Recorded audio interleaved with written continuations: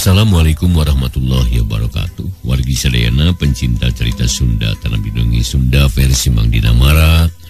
Sahabai di mana bae alamatna kumaha daramang danget ieu.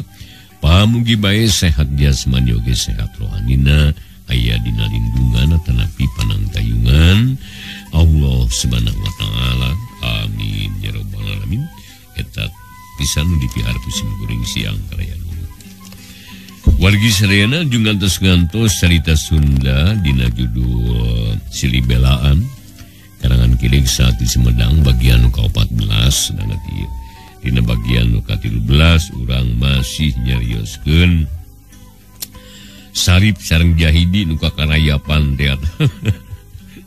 Melarian merah dalima nya wargi sadayana ala. Kumaha tah lajengna ieu carita mangga ujung ngadengkeun ketang-ketang landung pang bemerah mana. Harita Sarip manehna nangkep tuur mencrong kalamping gunung anu rungkawing batu kapur manik gurawes mata tinggis. Ari Jahidi ngagoredag dina jukut peureum bari ngararasakeun ka nyeri. Jang, ulah lida teuing eureun teh. Tu panon poe geus ngulon tuh. Sakedeung di geus surup. Yuk urang lempang di ah. Lagi sedeket jika nama tuh palbanu bala itu jika aya liang tuh. Sarip harita nunjuk ke hiji tempat anu ada nenggang tidinya. Jahidi harita cengkat panuna mencerong tapi nu dituduhkeun ku Sarip henteu kaciri. Ari nyamang geus deukeut heuh hayu atuh. Jawab Jahidi maksakeun nangtung tulang-tulang nakara salinu urat-urat tarangkeng. Wayah nae sing kuat dia teh perjuangan jang. Jahidi harita teu nembalan manehna limpang milaan Sarip. Tapi jika nama lieur keneh manehna limpangna totolonjongan mangkaning didinya teh taringgul loba batuan. Atuh jetruk ditajong bru-rubuh. Ari batu anu katindihan teh teu pageuh gulosor kana gawir ka bawah jeung Jahidi. Kang, tulungan! Jahidi ngagero bari ngaguling dituturkeun ku batu anu ngagorolong sagede sirah. Guprak Jahidi kana sengked kedu katinggang batu tetepokanana. Kadenge ngagerung nyebut aduh ngan sakali-kalina terus nama jempe Jahidi kapaehan kekuat nahan kanyeri. Jahidi! Sarip ngagorowo sorana pating saleor kalebah. Awuhan bulak balik mata keung. Sarip hayang nulungan ngan orokaya manehna ge loba kasieun lamun gagabah bisa silaka sarerea. Tapi rek ngantep ka Jahidi teu tega manehna teh. Sabab geus babarengan anu sakitu dilana. Silih belaan jeung babaturan. Tungtungna bari jeung ripuh ge Sarip teh maksakeun turun harita. Kakarayapan dina gawir muntang kana batu anu pageuh. Nya sanggeus kira-kira setengahna Sarip ngarasa lieur gawir jiga muih batu nu ditincak jiga maraju. Leng sirah beki lieur jeung asa berat deui. Mangkaning hese keur kekembingan, sukuna asa teu napak. Aduh Gusti, abdi cilaka ieu. Kudu kumaha mun geus kieu? Sarip beki geumpeur, leungeunna piasa jantung ratu kesang tiis sarita nyorolok kana sakujur awak. Leungeun muntang ti babaraket awakna dirapatkeun kana gawir ngarah teu nyorocod ka landeu. Punten teu nyorosod ka landeu. Ka landeu, alah wargi sadaya punten dinya. Urang wihan dieu. Ngarah henteu nyorosod ka landeu. Tapi dina kaayaan leuleus teu bisa lila nahan. Dampalingeun sing siremeun atuh suku ngalepar, dampal suku asa teu napak nu akhirna sorosod gulitik Sarip tiguling nuturkeun Jahidi. Gebru gigireun Jahidi. Langarak Sarip ge kapaehan teu inget di bumi alam. Hilibir angin gunung niupan nu teu eling. Kaayaan sepi jempling taya batur anu baris nulungan. Sarip jeung Jahidi kapaksa kudu ngalaman nasib nu sakitu beratna, tega nyiksa awak ngabelaan ka hayang. Kocapkeun isukna, panon poe muncorong ti belah wetan. Bengras taya aling-aling, langit lenglang taya hahalang. Mega bodas keur sirna, teuing ka mana deui. Dina aya kayaan kitu di Lebak aya barudak ngora saabdulan pakaianana rupa-rupa ngan sidik garinding marawat tambang sagulung sewang marake tutup sirah anu kandel jeung kuat. Barang nepi ka dasar jurang teh katempo ti luhur mah ngariung jiga badami teu kadenge sorana mah ukur katempo pepeta pilih genti. Nu akhirna barudak ngora teh narae kana gawir saurang-saurang nu sejen nempokeun ti handap. Si horeng anu keur latihan naek ka gunung, make alat-alat nu lengkap. Bekilila nu panggilana beki luhur dituturkeun ke nu sejen, bari tetep diawaskeun ku nu ti handap. Barang nepi kana sengket nu panggilana naek teh ngajenghok, sabab manggi dua jalma anu ngagoler dina batu. Awakna pias jeung baraseu keneh ku ibuna. Pugu bae si Jajaka teh leuwas, buru-buru nyampeurkeun kanu ngagoler, diguyah-guyah sabaraha kali, tapi can aya nu nyaring, ukur malik saeutik. Sarta breh beungeutna katara, pias jeung gareuneup deui. "Wir, saya manggil cilaka yo," ceuk eta Jajaka ngagorowo ka baturna nu aya di handap. Pugu bae nu di handap leuwas, terus silitanya bangun gugup. Wis Jajaka diterangkeun yen aya dua jalma ngagoler dina batu dina kayaan teu sadar. Anu kelatihan pahibut nu dihandap badami bangun rusuh, putusanana dua pamuda nu geus ahli naek bari mawa alat-alat. Nu akhirna nepi kana sengket teh langsung mariksa Sarip jeung Jahidi anu can sadar. "Kumahakeun Wir ye?" ceuk si Jajaka nu ti heula manggihan. "Masih kene aya nyawaan ya. Ngan jantungna geus lemah ya. Yuk, urang turunkeun sabisa-bisa. Sabab ieu jalma ku ditulungan ya." Ceuk nu disebut Wir teh nu tetela ngaranna Wirya jiga nama pamimpinna. Naon kira-kira na teh nya? Bangsat nu kabur atawa naon ya? Ya eta mah urusan ke paneuri. Erek bangsat rek garong geda, ieu teh manusia butuh pitulung. Yuk digawe babarengan lah. Urang nurunkeun ieu jalma ya. Ceuk Wirya paparentah ka anak buahna. Nya harita kene sarerea digawe. Cara-cara nurunkeun nu cilaka diatur ku Wirya. Sarip jeung Jahidi ditalian ku tambang, make alat khusus parantin dulungan anu kitu. Nya akhirna mah Sarip pangheulana ka handap kalawan salamet. Tuluy Jahidi dituturkeun ku anu nulunganana.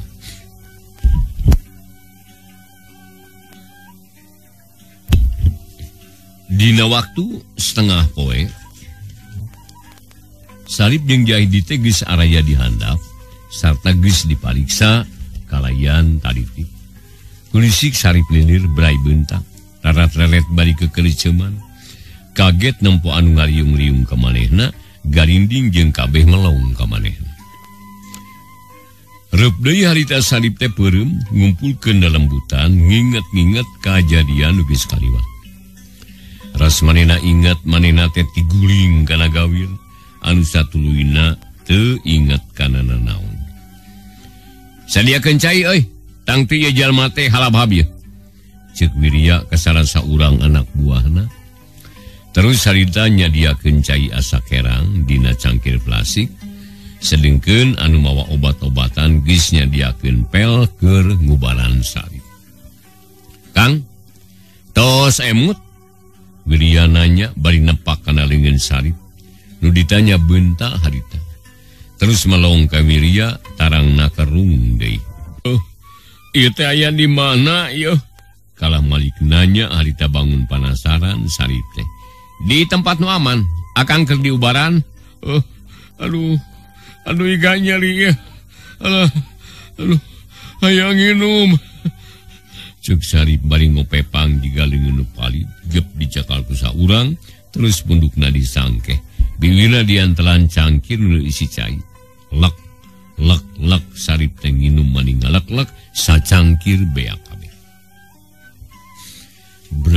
Brai tetampuanana beki bengras lir daun layu katinggang hujan. Jadi ngadadak cenghar deui.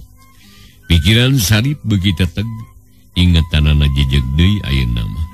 Aduh, ieu teh aya di mana ieu? Ka mana ari Jahidi?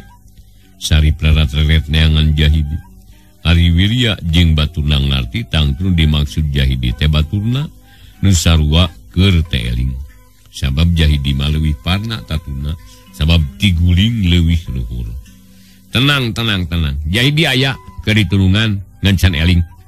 Sabab tatuna parna, tenang ya Kang malah. Sing tegar pokona.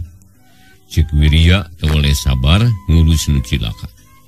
Hatena bunga sabab geus hasil nulungan dua jalma nu bener-bener ngabutuhkeun bantuan. Jeung deui sacara teu langsung bisa ngalatih anak buahna kalayan Darya. Sarip teu ngomong deui manehna melong ka Jahidi anu teu jauh ti manehna. Harita teh Jahidi keur padang mencetan sarta tatuna geus diubaran dibengker ku perban.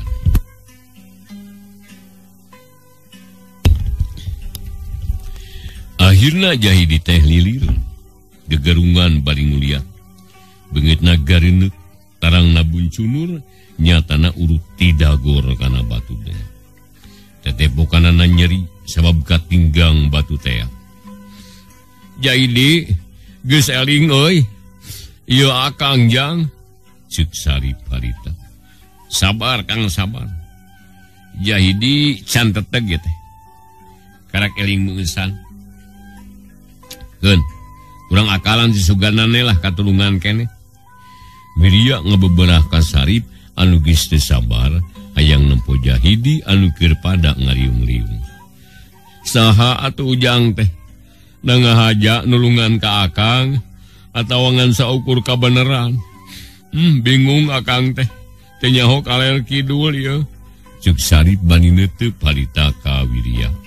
Nu ti tadi teu daek jauh jeung manehna. Abdi sabatur-batur keur latihan mendaki gunung ya teh. Basa anak buah abdi nepi ka luhur, manehna laporan yen manggih nu cilaka. Terus ditulungannya nepi ka ayeuna. Nuhun atuh Jang. Akang teh ngarasa bagja ieu teh. Asa ditumbu umur sabab tadina mah geus beak pangharepan. Teu boga ingetan bakal salamet. Nuhun Jang. Nuhun pisan kasadayana. Sarip sabaraha kali nganuhunkeun hatena bunga. Akang teh saha nu saleresna teh? Naon sababna bet aya di tempat nu hara-haraeun? Apa ieu tempat nu weurit ieu teh ngabahayakeun Kang? Ngaran Akang Sarip. Ari babaturan Akang ngaranna Jahidi. Pangna ngalaman kieu, Akang teh keur neangan guha, arek ngadon tapa di dinya. Hayang meunangkeun merah dalima. Tapi hanya akal gini, Akang duaan cilaka. Sebab Jahidi tiguling, ari Akang rek nulungan, kala kamilu tiguling geuning. Merah dalima? Nah di mana ayana Kang? Naon hubunganana jeung guha?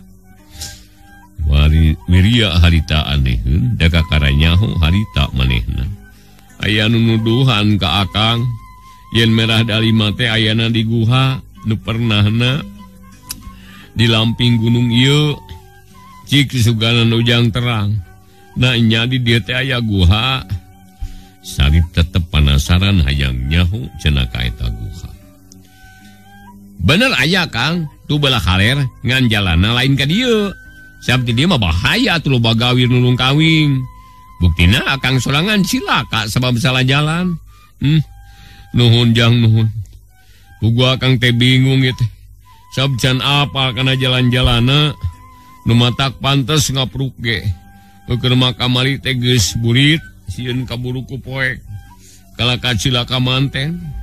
Jigana Akang teh sapeuting jeput teh eling-eling, ngibun we dina gawir. Kitu ceuk Sarip. Terus tanggah nyawang gawir anu nang tawing teh. Betreuwas kareudeunnakeun.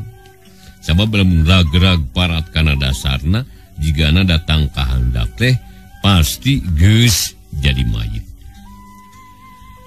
Ya barang inget kadinya hate Sarip teh ngalenyap beungeutna pias. Ari Akang, ti mana kawit Kang? Wiria nanya deui. Akang teh ti Sumedang. Ngahaja iteh ka dieu melarian melah dari ma. Janten ayeuna teh keukeuh bade neraskeun maksad eta. Kagok asong jang. Satungtung bisa kene ngarenghap. Akang teh moal wakamulang. Rek terus we neangan eta barang. Nuhun ku ujang geus ditulungan. Wiria jeung Balada ngahulang harita masing-masing hatena teu ngidinan kana karep Sarip. Sebab kayan Sarip geus lemah pisan. Jadi lamun nuluykeun tujuanana matak sila kagede. Tapi saurang ge tayan wani ngahalangan sabab tujuan Sarip geus buleud. Ngan hanjakal Sarip teu bisa babarengan jeung Jahidi sabab Jahidi teh eling-eling ukur eling sakedeung saterusna ngalenggarek deui. Putusanana Jahidi mah dibawa ke Wiria sabatur-batur rek dititipkeun ka rumah sakit anu pangdeuketna. Atuh kapaksa Sarip teh papisah jeung Jahidi sabab Sarip keukeuh rek nuluykeun lalampahanana. Jang Akang titip Jahidi sing cager deui sakumaha biasana. Eta mah kumaha we carana. Ujang sadaya langkung uninga. Ceuk Sarip seren sumeren sabab jelas Jahidi geus taya harepan miru jeung manehna. Perkara nu teu damang kenelah ku abdi diurus. Mangga uli jeung angkat we. Sing hasil dimaksad ngan omat sing atos-atos. Diguha teh seueur balai. Ulah sologoto. Ceuk Wiria. Nuhun jang. Pileuleyan. Sarip harita sesalaman heula ka balad Wiria. Geus kitu terus limpang deui sorangan. Ngan ayeuna mah manehna teu honcewang. Teu honcewang teuing sabab jalan geus dituduhan sarta aya nu mekelan roti jeung cai. Harita balad Wiria ukur gogodeg bari mencrong ka Sarip nepikeun ka lasna. Cag tunda heula kayan Sarip anu keur ngalalana neangan merah dalima. Ayeuna urang malikan ka tukang nyaritakeun Nyi Aisyah jeung Bi Ucih nu aya di lembur. Ti saprak boga modal teh Aisyah jeung Bi Ucih teu susah teuing ari keur dahar sapopoe mah. Lantaran dagangna mayeng najan saeutik ge teu oleh aya batina. Nganti bisa dipake nyimponan pangabutuh nu gede da puguh modalna saeutik teh. Rai-poe duanana gertol digawe. Bi Ucih nyieuna ari Aisyah ngadagangkeunana. Sawareh diidarkeun ku sorangan, sawareh ditundaan di warung-warung. Sanggeus kira-kira 4 bulan nilana ka imah Aisyah aya nu datang hiji lalaki ginding nakal. Makin dudukuilakan sarta ngajingjing tas wadalui. Eta jalma alak ilikana imah nitenan pakarangna ejeung sabunderinana. Jiga-jiga keur naksir legana tanah. Sanggeus wareg darat-reret manehna unggut-unggutan terus ngadeukeutan kana golodog. Reg eureun ngajanteng rada lila ngadedengekeun pribumi naha aya atawa eueuh.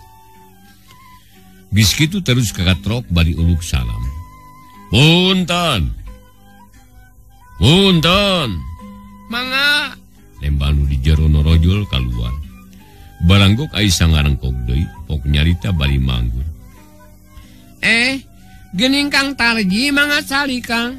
Aisyah rada gugup kadatangan Tarji teh lantaran teu aya ibar ti anggalna. Nya akang sah. Kamana Sarip? Geus sila teh ngelol ka akang teh. Mani pleng rasa juga nu pundung geuning. Ceuk Tarji cat unggah ka tepas. Gek diuk dina samak. Aisyah oge harita teh emok. Teh jauh ti kisema. Kalarasan Kang Sarip teh acan sumping. Ka mana nyabana sah? Lila moal. Duka atuh Kang da. Tes lami teh aya muli. Hah? Geus lila na ka mana cenah? Tarji ruas manehna inget kana hutang Sarip anu 30.000. Mun Saripna eueuh mah hese nagih. ari nyaulkeun anak mah bade usaha asa tamu ngalami. Nanging kumaha atuh da buktosna kitu. Dikeun ka ayeuna teh acan sumping. Aisyah teu wani nyaritakeun tujuan Sarip nu sanyana. Sebab Aisyah geus nyaho yen tarjimah cedihan jeung sok ngajejeleh batur. Ke akang jadi penasaran itu. Kumaha itu nu sanyana? Nah usahana teh geus lila, geus seubul atawa kumaha teh? Teu miti iraha ieu inditna. Sabanena bogaeun hutang ka akang. Muhun da ka abdi ge wawartos. Yen Kang Sarip teh namut artos 30.000 ka akang. Tati harita anjeunna angkat. Dugikeun ka ayeuna teh acan meuli. Buset. Da usaha kana naon cenah? Dengan duit nu kumaha? Meni jauh-jauh deui. Da di daerah urang teh geus eueuh duit anu badag. Sakabina-bina teuing usaha teh. Aya-aya wae ta si Sarip. Tarji harita ngagugoreng. Manehna teu panuju kana lalampahan Sarip anu usahana kanu jauh nepikeun ka bulan-bulan henteu balik. Abdi ge heran teu ngartos kana maksad Kang Sarip. Nanging sawias datos kitu ka hoyongna. Abdi ge teh tiasa nyegah. Dupi akang bade aya pikir saeunaon ka dieu teh. Bili aya peryogi ka Kang Sarip. Mangawe ka abdi da sami wae Kang. Kitu ceuk Nyi Aisyah siga nantang sabab teu tega ngadenge salakina dijejeleh ku Tardi. Syukur da nyare ka Aisyah Kang Tete. Bungan Sarip mah teh aya di imah. Ari maksudna mah teu loba ieu teh. Iwa tirek nagih duit teh. Sabab leuwih ka poe ieu teh geus jejeg 6 bulan ieu teh. Geus nepi kana perjanjian. Jadi ayeuna mah Sarip kudu geus mayar hutang ka akang. Ceuk Tarji harita dari anakna. Panonna mencerong ka Aisyah nu harita colohok bakat keurewas. Nakala olohok kahardi atawa henteu sah? Kahartos Kang. Nanging sarantos we heula atuh. Dikeun ka sumpingna Kang Sarip. Manawi we usahana hasil. Terapuguh Aisyah mah. Ari tadi nangtang rek daek nangkes tanggung jawab salaki. Arieuna nyarita kitu. Terapuguh maneh matu. Tardi geus miti ambak. Paromana baketut haseum tandaning ambak. Kang Tarji, abdi ngartos akang teh nagih ka Kang Sarip. Abdi ge ngiring tanggal waler.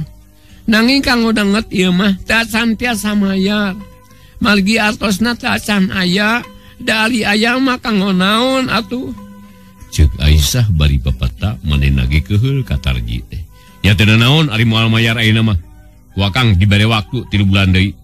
Nuju jeung perjanjian nu geus diucapkeun ka Sarip. Pake ayeuna mah kukumpul heula nya. Mun geus aya anterkeun ka imah Kang. Kade ulah kurang kudu jejeg. Mangga ari kitu mah. Sabaraha hutang Kang Sarip teh? Kulantaran geus leuwih tina jangjieun ditangtukeun, Aisyah jeung Sarip boga kewajiban pikeun mayar teh 60.000 tah kitu. Hah? Nakabina-bina teuing Kang Tarji. Eta mah lain bungaan tapi buahan meureun da mani nikal 2 geuning. Aisyah kaget sabab hutang salakina jadi 2 tikaleun. Tapi Tarji teriuk-riuk pok harita nyarita deui. Ulah loba omong, daena mah geus elat teuing. Ieu teh geus asak badami barito jeung salaki Aisyah. Pokona mah Sarip geus satuju sarta geus sanggup mayar sakitu. Lamun elat, taina geus nyata. Sarip teh elat mayarna nu matah koyana sing sadar ayeuna mah. Aisyah harita menikah karot bakat ku ambak. Mun konganga manehna hayang nyarekan ka Tarji teh. Tapi henteu wasa manehna ukur ngageremet dina hate da memang geus apal kana adatna Tarji. Geus nya salah sakitu we ti akang mah. Teu berat eusing sabab geus disanggupan ku Sarip. Pek ku kumpul heula 3 bulan mah cukup moal burung kumplit duit teh. Pek akang rek balik ieu. Ceuk Tarji harita henteu nungguan jawaban. Leos indit ngegedig lempang ninggalkeun Aisyah nu ngahulang jiga anu katurunan. Harita teh panon poe geus ampir manceran kadenge sora bedug di masjid disusul ku sora nu adzan. Hayang bikang kat-kat kut-kut di kolong keur ngasuh anakna. Tiga jauhan kadenge barudak ceurik malah kadenge aya kolot anu awong-awongan nyarekan anakna. Tapi kaayaan kitu asa teu kadenge ku Aisyah mah lantaran pikiranna keur kumalayang kanu jauh. Nyatana mikiran salakina anu teu aya wae balik. Aisyah teh geus kesal ngadagoan, unggal poe ngaliekan ka jalan, tapi salakina lebeng taya beja-bejana acan. Nya keur ngahuleung kitu torojol Bi Uci datang bari ngalek boboko di si beas menang meniti warung. Bi Uci heraneun lantaran empo Aisyah bangun alum katara kawas keur susah. Kunaon nyai ngahulang wae atuh. Ulang ngalamun matak begang kenae sarip madang geus waktuna balik engke. Apaan bibi ge geus teu kuat. Hayang geura tapungjeung anak, tapi lebeng taya beja-bejana acan. Cuk Bi Uci harita gek diuk gigireun Aisyah, boboko ditunda di pojok tepas. Bi, abdi mah lain mikiran salaki, da geus bubuk keur neangan anu aneh. Abdi mikiran Kang Tarji nu bieu datang ka dieu. Tarji? Nah saha Tarji teh nyai? Lancek tere Kang Sarip nu mere nginjem modal teh ya. Oh, eta na make jadi pikiran. Nyakeun wae datang mah. Nyakeun wae ali datang mah da ku abdi ge teu dipikiran datangnya. Tapi kadatangan Kang Tarji teh mawa rujit mawa pikiraneun. Nah kumaha nyai? Asal luas teuing. Barebat Nyi Aisyah nyaritakeun obrolan jeung Tarji. Kabeh dibejakeun teh anu kaliwat. Atuh Bi Uci oge harita teh mani ngahuleung manehna ge reuwas ngadenge kitu. Bu kabina-bina teuing ari Tarji, bet kawas lain kadulur we lalampahan teh. Nah kumaha pipikiranana ari si Tarji? Rek meres atawa kumaha eta kadulur teh? Bi Uci harita keheulin.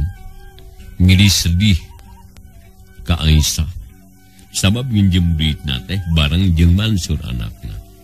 Ta ieu Bi nu dijieun susah teh. Na kudu kumaha akalna? Sabab ari ngandalkeun usaha leutik mah apan ukur sekap keur sapopoe urang teh. Ceuk Aisyah dumareuda bingung ari di kitu-kitu teuingna. Ah, kumaha haderna we nyai, kenae urang sang hareupan kuduaan. Nah sakabina-bina teuing, da urang teh lain jelema belet. Moal beunang dibobodok kudu gejul. Ieu ayeuna mah urang usaha. Geus mejeun ari gawe nyai nipung bibi rek mesekan sampeu bari marud sakalian. Bi Uci harita balikop kana boboko. Leos ka dapur, Aisyah mah can wakacengkap pikiranna can teteg. Inget keneh kana omongan Tarji anu matak sedih jeung bingung. Nyai ulah dipikiran teuing matak gering. Mending ya urang digawe ngarah kabeberah jeung kabang berangkeun keun wae hutang mah. Da geus puguh kitu nyatana. Kitu cenah ceuk Bi Uci di dapur. Gura gero ka Aisyah nu masih keneh ngahuleung di tepas.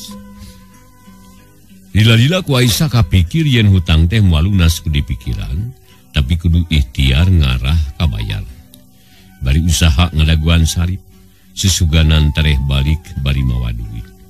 Astagfirullahaladzim. Nah aing teh kalang ngalamun.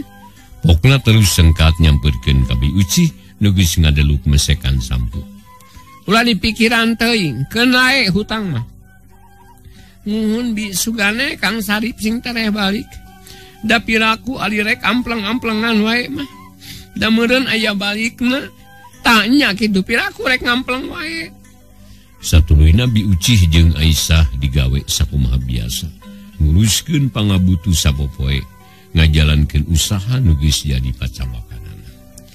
Jadi urusan hutang mah dipopohokeun heula sabab moal anggeus ku dipikiran tapi kudu diikhtiaran. Beurang deui peuting di beak poe jebul minggu tutup minggu datang bulan. Antukna kana jang geus ampir tepi kana mangsa 8 bulan tereka sorang. sedengkeun Aisyah can hasil ngumpulkeun duit sabab penghasilan teu cukup. Aisyah jeung biuci ka cida bingungna sabab ditenang-tenang ge keukeuh we asa aya nu ngabeubeuri. Gurang tegenah rumingkang, peuting tegenah cicing, sarege guling gasahan bae. Akhirna dina hiji poe ka imah Aisyah aya nu datang hiji lalaki nu Narudin. Awak rusak, pakaian rawing, buuk jabrik jeung gimbal, lempangna rumanggieung jiga rek labuh. Reg eta lalaki teh eureun hareupeun imah rek uluk salam jiga nu asa-asa. Panu geus salong molohok kana panto, hatena peurih asa disisit sabab sedih datang ka imah kalah mawa kasusah. Geus ampir 8 bulan idar-idaran tapi teu meunang nanaon. Astagfirullahaladzim. Aduh. Eta jalma hari tengah gerendeng baling usapan dada, buka rasa enggap jeung nyeri. Si horeng nu datang teh salib nu geus taak dina neangan merah darina. Geus beak harpan da kalah lipu. Tapak di guha Gunung Batu teu hasil kala kaampir paragat nyawa rek gilegleg orai sanca. Gek salib diuk dina golodog sukuna lileus teu ur nyorocod, sirah lieur tetempoan tepati awas. Da bugu kakurangan dahar, eta ge lamun lain pitulung Allah mah salib teh can puguh nepi ka lemburna. Keur kitu jol aya nu datang hiji awewe tengah tubuh ngerek baskom di isi beas. Serog hareupeun sari parita. Melong sakedeung jiga nu ijid tarujit nempo pakaian nu rawing jeung dekil. Ulah kadieu bara main mah. Tu kaditu kanu beunghar karunya. Nya Isa mah keur susaheun ieu teh. Ceuk eta awewe terus ngalios ka lawang dapur, kadenge ngetrokan panto ti jero anu nembalan tayalian iwal diuci nu keur ngagoreng comro. Teu sungkung sidila anu gunem catur nyaritakeun barang dagangan anu geus beak. Sarta eta semah masalahkeun duitna oge dicaritakeun. Yen Aisyah keur eueuh di imah lantaran keur nagihan ka warung-warung mupu ladang comro jeung goreng pisang katutun sajena. Nya teu kung sedila awewe nu tadi teh kaluar di ti dapur leos indit ka beulah kidul. Mapai jalan gede ku sarip diteuteub manehna teh samar teh sing eta awewe teh anak wana nu ngaran Ahmi tapi teh tela teh apalin ka manehna sabab kayan sarip ka Cidarusak. Duh, Gusti Nu Maha Agung. Awak teh rusak. Eta dulur lebih ka teu wawuheun. Kala kanyang ka tukang jajaluk. Dasar nasib. Nepi ka ngalaman kieu. Palang siang Aisyah ge teu wawuheun dia. Cuk sarip dina hatena. Terus ngeluk tungkul barinya kelantarang. Bingung nu taya papadana. Sebab era ku pamajikan hoream patepung bisi disebutkeun lalaki nu taya gadang. Keur ngahulang kitu harita teh waktosna wargi sadayana teh nyakapan. Rupina carita Sunda dina judul Silibelaan karangan Kilik Sati Sumedang bagian ke-14 dicekapungkeun ka dieu bae. Pamugi carita Sunda tiasa katampi kalian kabingahan. Insyaallah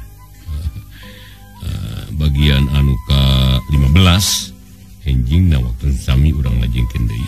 Numancen sim kuring Mang Dina Marang ngahaturkeun nuhun kepada sanana. Wilujeng paturai. Wassalamualaikum warahmatullahi wabarakatuh.